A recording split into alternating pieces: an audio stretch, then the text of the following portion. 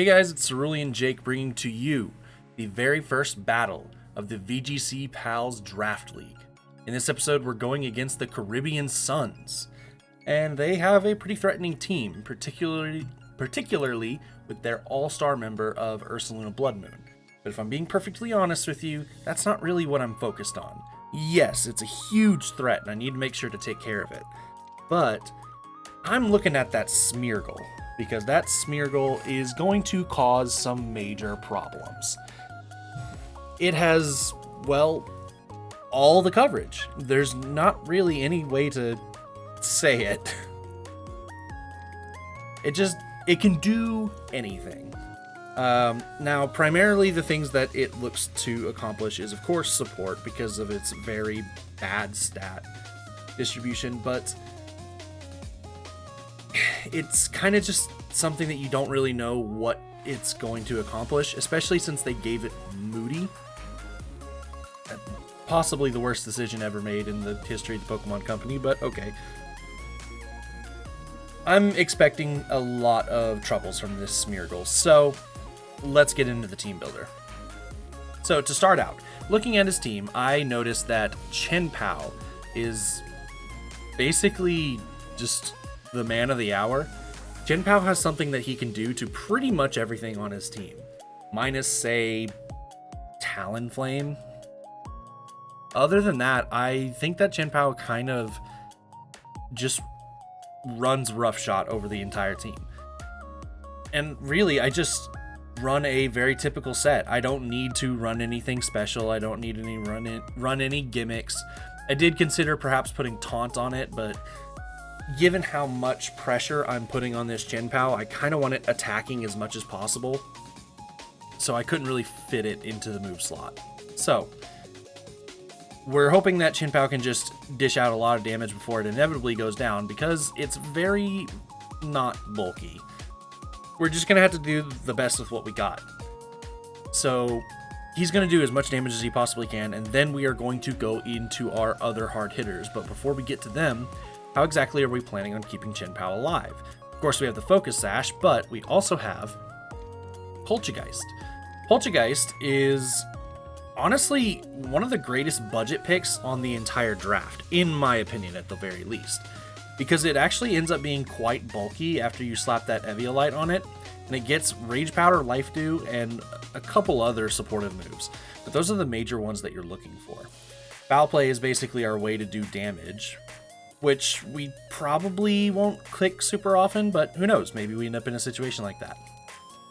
But also, given that this is an Ursaluna Bloodmoon team, we know that there's a possibility that this is going to end up being Trick Room, which is why I brought my own Trick Room to be able to reverse that. We just want to be able to put a stop to it, is the major thing. But you never know. Maybe if he sets up Tailwind and he's just outspeeding me, then maybe we get our own Trick Room. Who could say? Another way, I'm going to go ahead and skip Primarina here. Another way that we're going to protect the Chien-Pao is the Hitmontop. Now, Hitmontop is basically meant to just provide a lot of room here for Chien-Pao to do his thing. Of course, there's the Fake Out, which is the major goal of this is to just give Chien-Pao a free turn to just do his thing. After that, we have both Coaching and Feint. Coaching to boost up the damage that Chien-Pao can do, as well as our other sweepers here. But also we have Feint. And the idea behind Feint is that, we can't really just insta-nuke a Pokemon if they're protecting. So Feint is here to break that protect and basically put them at the will of Chien-Pao. So that's majorly the goal here. Of course, we have the Close Combat just in case we're in a dire scenario and Hitmontop just needs to do some damage. It's pretty much the best way to go about it. I could have thrown all the rest of it into bulk, but I actually kind of suspect that I will be clicking Close Combat at some point during this battle. So I went ahead and I threw my investment enough in special defense that I can survive a Blood Moon, but also that I can do a pretty good chunk with Close Combat. So now to our other sweepers, we have Primarina for our special coverage. We have the Hyper Voice and Moonblast. I wanted to make sure that I went the Liquid Voice route this time around, which is probably going to be the majority of ways that I use Primarina, but you never know. But I specifically needed it here because he has a Cyclozar on his team, and that can easily set up a substitute. Now, an Ursaluna Blood Moon behind a substitute is a very dangerous thing, because it's already bulky enough that it's really hard to bring down, but now you have to spend a turn even just breaking the sub before you even get to hurt it. That's pretty rough. So that's why we have Primarina here, with Hyper Voice able to get around subs and just immediately start doing damage to the Ursaluna Blood Moon. We, of course, have Moonblast as well, because that's great coverage, generally speaking, but particularly we're looking at the Excalibur and the Halucha to be able to hit that with. Terra Grass is primarily to get around Ogerpon and make it to where it can't really do anything against my Primarina. And Encore is just a really good way to be annoying if Primarina doesn't have a good opportunity to hit something. Next up, we have our other intended sweepers that could pair well with Chien-Pao. Of course, we have the Dragonite. The whole reason I drafted him is I wanted to click Extreme Speed next to Chien-Pao. However, this doesn't look like the greatest team of all time to be clicking Extreme Speed. So I have Scale Shot and Iron Head. Now, the idea here is that Excalibur is actually faster than Dragonite and can one-shot me. And even through multi-scale, because he's probably going to be running loaded dice as well. So the idea here is if I can get a Scale Shot before he comes out, then I can be faster, minus a Tailwind being up. So that's the hope, is that I will be able to get set up and be able to deal with it. If not, that's why we have Terra Steel. We'll be looking to Scale Shot it, but if it Terastallizes Fairy in front of us, then we Terra Steel Iron Head and just be able to take care of it. Speaking of Steel types, though, we do have the Scizor coming in, and we are going all in on offense here. Of course, we have the bulk from the HP, because we're going to be clicking Bullet Punch a lot, but I also have the Close Combat for those normal types. I have Bug Coverage just because it's Stab. We're primarily looking to click Bug Bite on Ogerpon, and then U-Turn if we're just not wanting to be in. But yeah, that is the team. I believe we are already 5 minutes late. Sorry about that.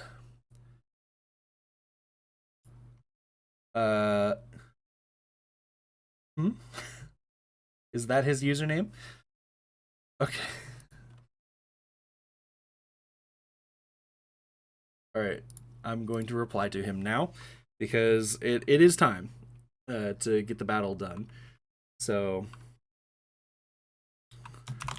is that your username?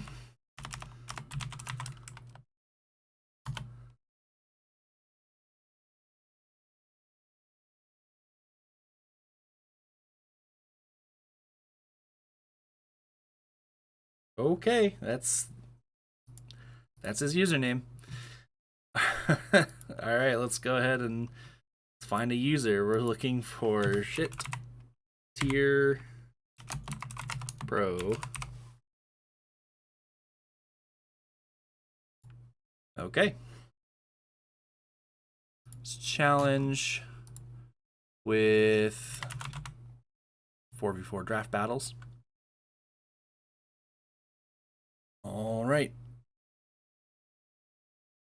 Do I just click Terra type preview?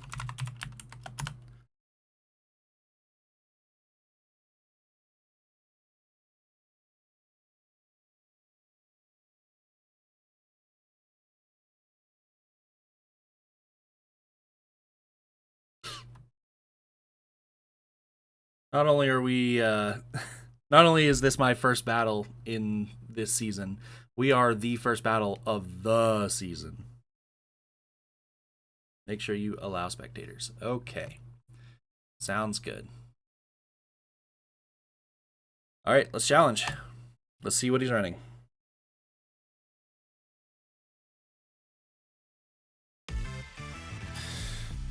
Okay, sure enough, we have the Smeargle and the Talonflame, so that's rough. He's got a lot of Ghost Terras here. Ooh. Let's see. He is the Terra Water on the Ursaluna, so it's interesting.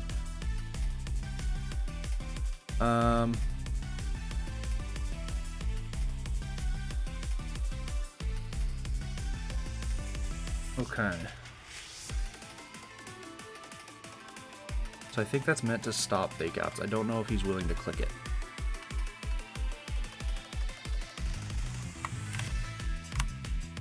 The Terra Ghost on the Smeargle is clearly meant to stop fake outs from happening, but I don't 100% know if he's actually willing to click that in front of me. I think the intended lead that I wanted to go with, and let's see if it works out for me. Make sure my audio is working. Yep. Okay.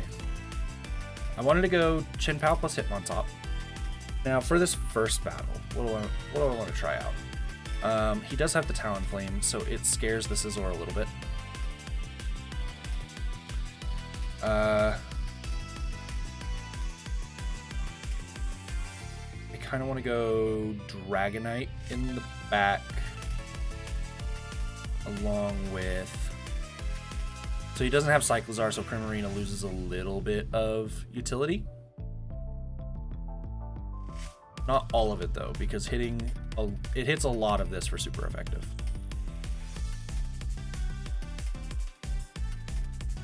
Let's go with the Primarina.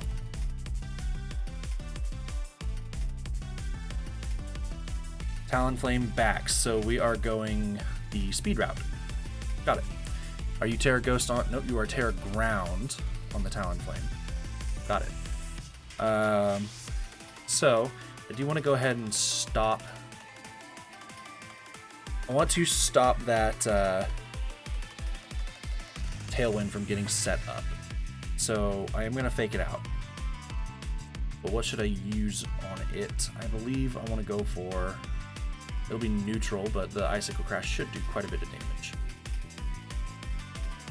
Could be Covert Cloak. If it's Covert Cloak, then that's rough. Kind of just gets everything he wants out of this. But we will get some information. He's going to protect. That's a really good call. Oh, no, never mind. He just double protects. Fair enough. He's stopping the... not only does he get to see what I'm doing, but he also stops Fake Out from coming out.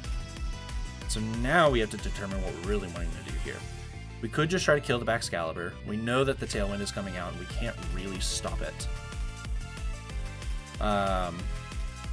So I think maybe what we do here is we could go protect, and then we post combat into the Baxcalibur.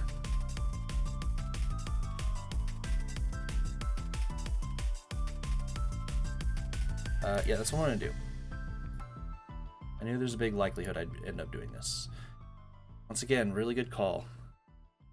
That is the Terra burned. And we now know what we're looking at. So we're looking at the Terra Ghost Bax. And he is trying to attack us. We're now threatening him with the Sucker Punch, and I feel like he knows this.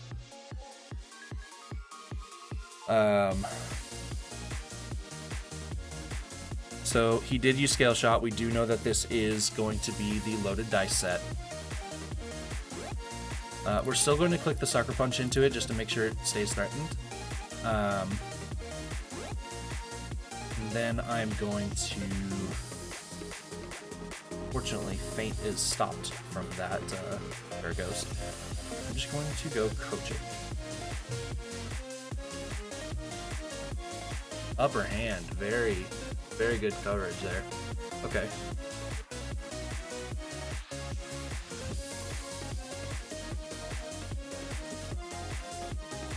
So we reveal that we're coaching, which is a little sad.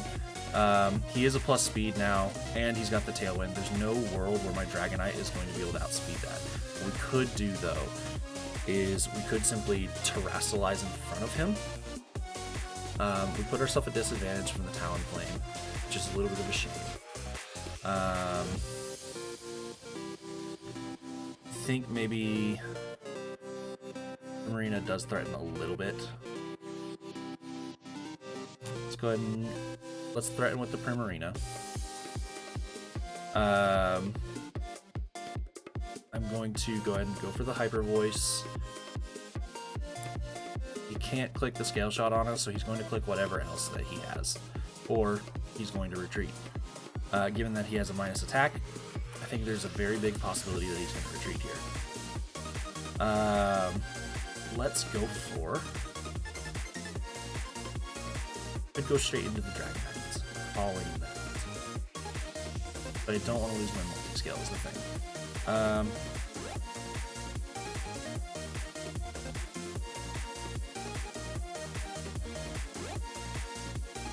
Go into the Dragonite.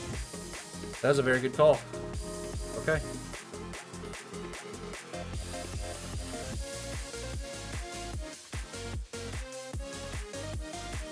Unfortunate. You get plus speed. Amazing. We're going to come out and intimidate you again. Almost invariably going to switch out.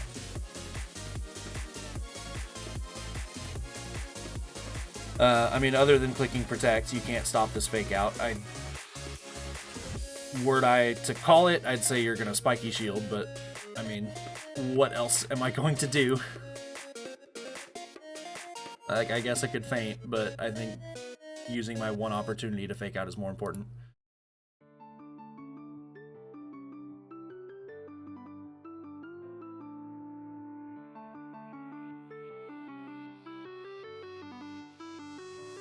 So looking into the next round, knowing that Talonflame has upper hand is pretty big.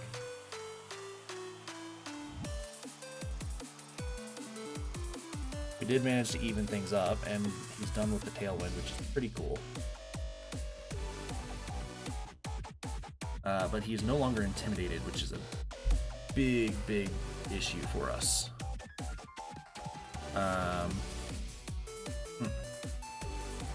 There's no world where we can actually damage the Baxcalibur, so we kind of have to commit the post-combat into the Ursaluna and see what happens. I feel like Moonblast is probably the option. It's not super effective, but he thinks it's over. Yeah, I want to hit both, is the thing.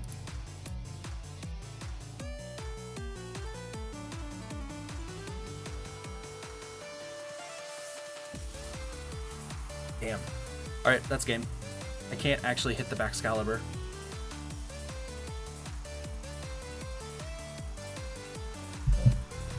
Unfortunate. Oops. Okay, so what are we looking to do? We kind of just want to use our time to think about what we're going in the next round with.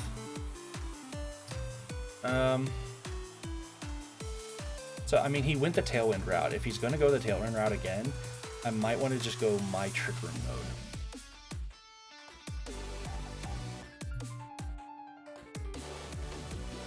We obviously don't want to reveal anything that we haven't revealed already. So if we're going the Trick Room route, I mean, we can bring Dragonite. It might behoove us, though, to go ahead and bring the Scizor.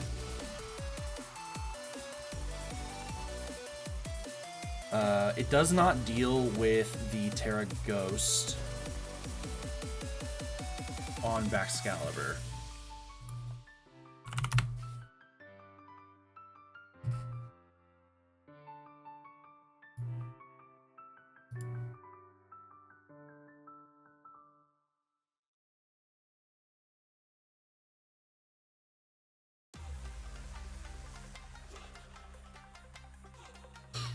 Okay, so what we're looking to do here, let's go, I mean, we could go the same lead and just change up what we have in the back. But what I think might be really cool to do is we go with a Poltergeist Hitmontop lead, and then we pivot into one of our sweepers.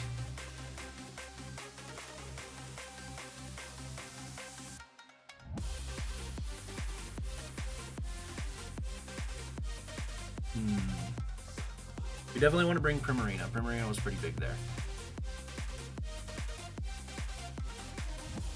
So I'm going to go...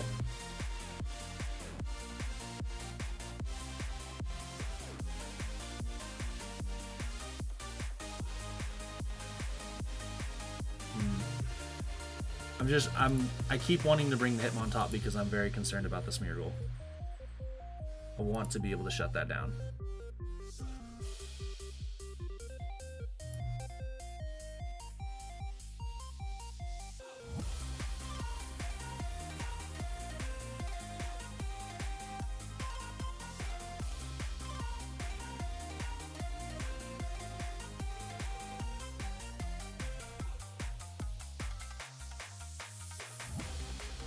So I know for certain that Ursaluna, I already know that it's faster than my Primarina. It has some speed investment.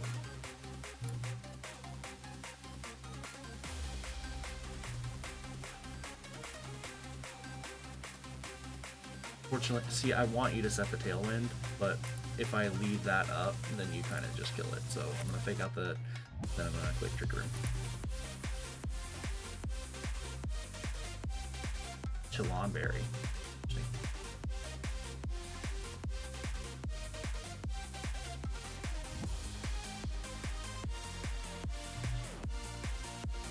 Now, I am 90 speed, which is only a little bit more than my 80 speed.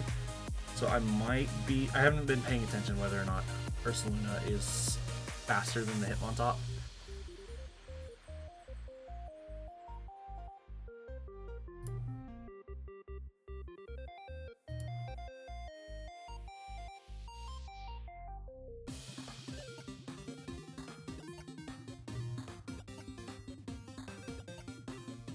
Good.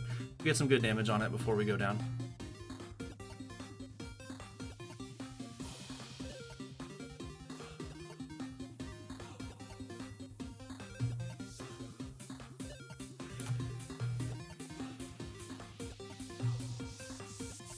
Okay, so we want to make sure that this Ursaluna goes down.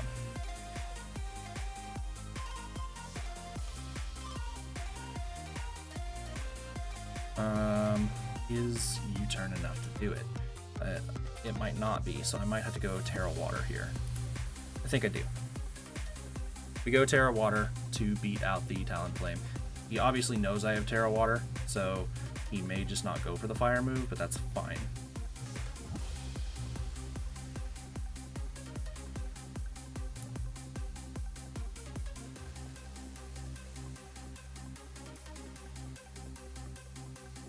Okay.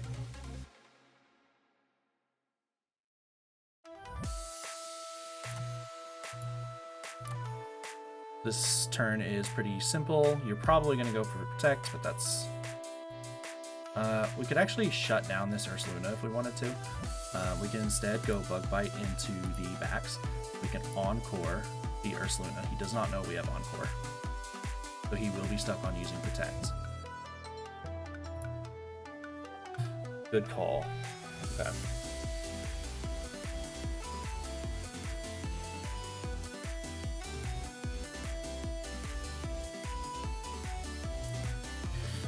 That is just a really unfortunate situation. We called a bunch of turns wrong in a row. So now maybe we're wanting to switch into Poltergeist so we can try to get the Trick Room up again. But we lost a lot of momentum there. We basically burned the whole Trick Room. He just had a lot of really good calls.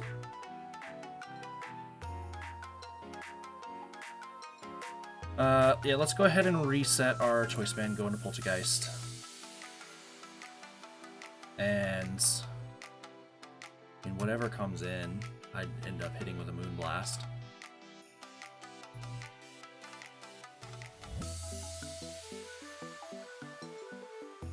Miracle. Bring it down to Sash.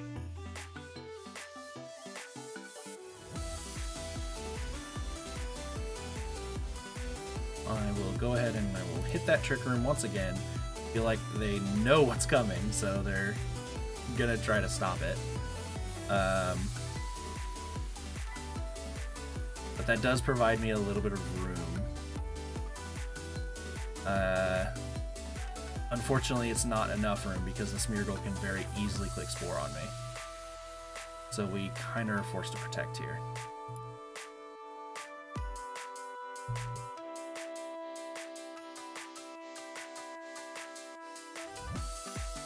Okay, we get the Trick Room back up, which is good.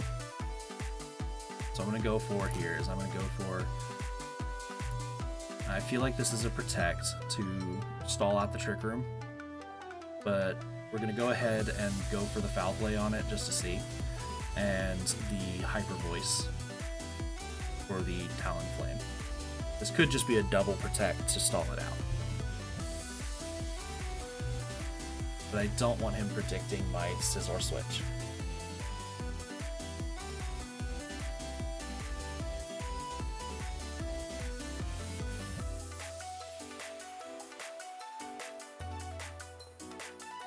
There's Smeargle, so that gets sacked out. Vax also gets, I mean, that's a crit. I might have killed, question mark. So at this point, we're kind of just wanting Scizor to beat the Ursaluna. We definitely want Primarina to beat this Talonflame.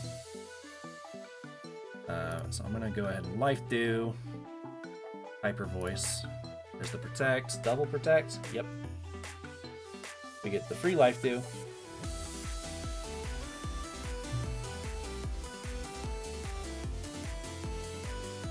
And we'll keep going for it.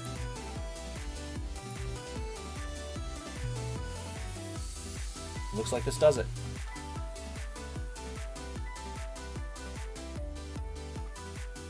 Are you Lord? Did I not? Ooh, you are Lord. I didn't clock that the first time around.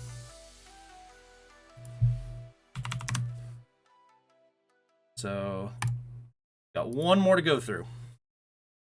We have brought it back just a little bit. Question is, do we go the same mode, or are we kind of going all-out offense here?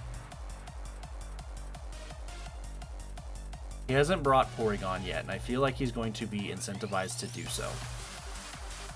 But now that he just saw that a lot of my Pokemon are slower than his, I feel like he's not wanting to. He also hasn't brought Hawlucha yet, so I don't really know what that was for. It could just be another mode of his. He's very clearly ready for the... He was ready for the extreme speeds from Dragonite. So I feel like Dragonite's just not the call here.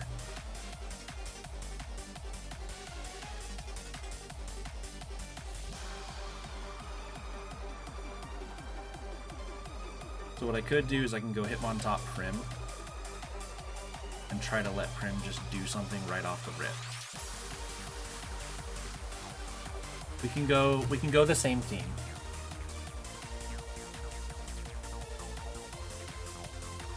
Or maybe we could leave... No, I feel like we kind of want to bring the Trick Room. So we'll bring it in the back, and we'll bring the Scizor. Same team, different team. He's bringing the Talonflame pretty much every time.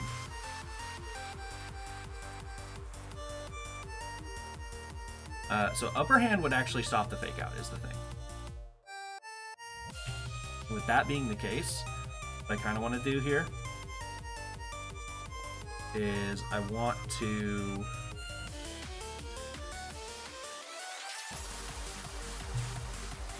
just want to click Close Combat immediately into the Ursaluna.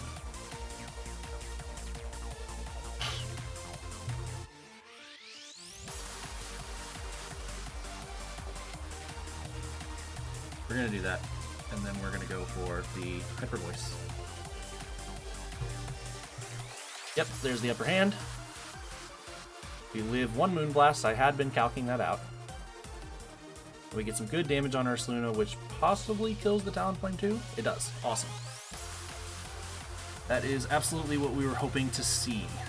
Now, unfortunately, we are now seeing a Smeargle, and that could be where Decorate is coming up. Yeah, we really hate to see this, unfortunately.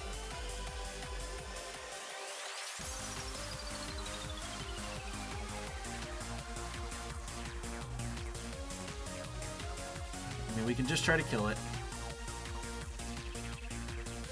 It would get the Decorate, but Ursaluna is kind of in range at this point. Not for a Bullet Punch, though, is the thing.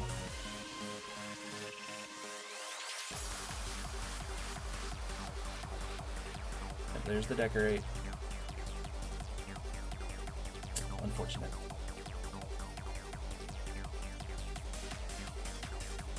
Boost, okay.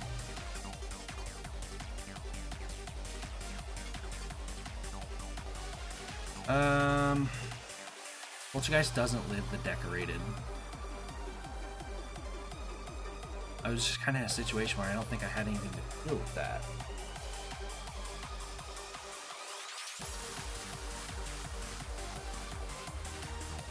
It is Technician Choice Band, and he is 20% now.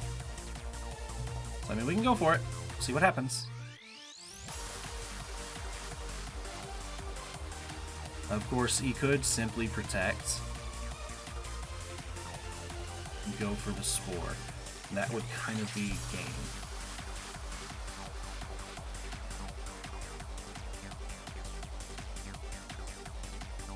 I'm not sure if I have any other options.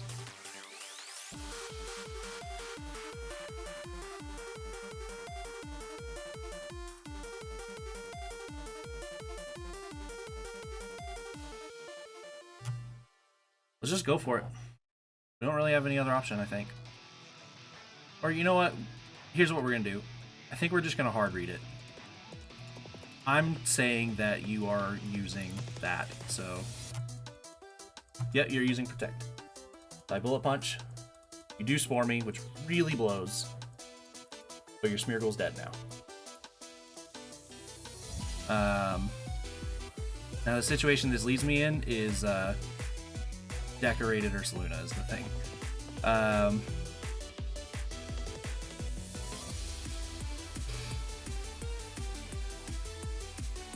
just feel like we do not have enough to make it through the rest of the game. We don't have enough gas, because we do have... This is going to be a forced turn of sleep. No matter what, we are sleeping here. So it doesn't matter who we click. I can protect through it, which is good.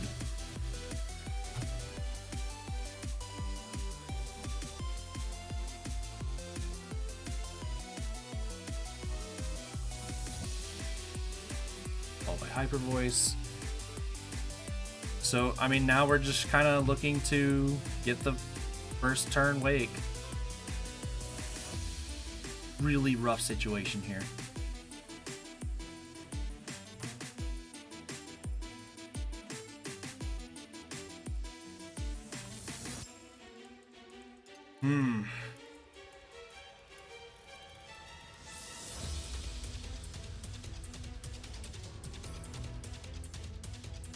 It was the Ice Shard anyway, so it didn't matter. That's game. But it was very close. Definitely felt very swingy, like one simple decision could have changed something.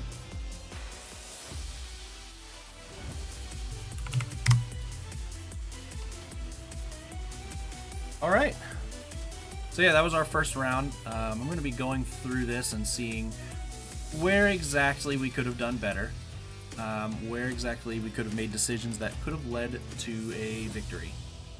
So, thank you all for watching. Let's go ahead and jump to the recap.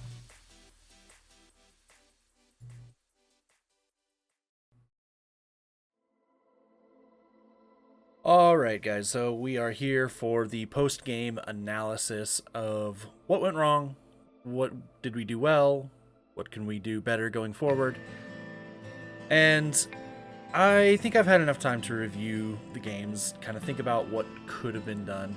Well, I don't want to get into too many specifics of, oh, turn 2, I should have protected, or I should have redirected into this slot. Yeah. Let's not get stuck on the minute details. Maybe we could try that a different episode. For now, I just want to focus on the main issues that I saw. I want to say that I did not leverage my Chen Pao enough. Now, I was very, very worried ever since Game 1 happened and it turned out to not feel super strong, especially since it was made very obvious that he was prepared for the Chen Pao. And once that upper hand came out, it kind of just blanks one of his move slots. So it was a little concerning, and if I was going to reroute into the Primarina win con, which I did, and that was good. Primarina was absolutely a win con. If I was going to reroute into that, then it kind of felt bad bringing the Chien-Pao.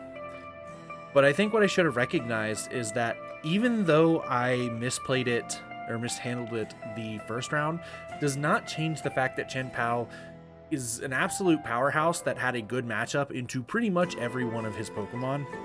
So perhaps I should have leveraged the Chien-Pao a little bit better.